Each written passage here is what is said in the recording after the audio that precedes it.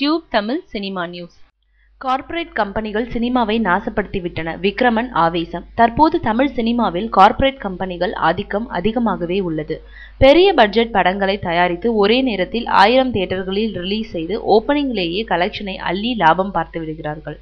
இதனால் சிறு பட்ஜெட் படங்கள் தலையெடுக்க முடியாத நிலை உருவாகி இருக்கிறது.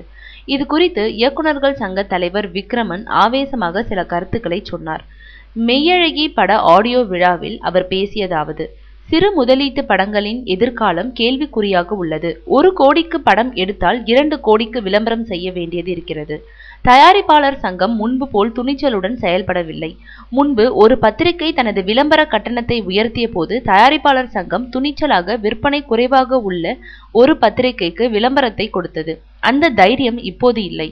டிவி சேனல்கள் சொந்தமாக படம் எடுத்தால் அவர்களே விளம்பரம் பண்ணிவிடுகிறார்கள். மற்றவர்கள் எப்படி அதனை செய்ய முடியும்?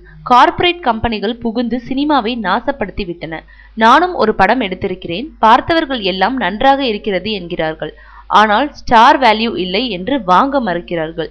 எனக்கே இந்த நிலை என்றால் மற்ற தயாரிப்பாளர்கள் என்ன செய்வார்கள்? சிறு முதலீட்டு பட தயாரிப்பாளர்கள், இயக்குநர்கள், விநியோகஸ்தர்களை கொண்ட ஒரு புதிய சங்கத்தை உருவாக்கலாமா என்று யோசித்துக் கொண்டிருக்கிறேன். இவ்வாறு விக்ரமன் பேசினார்.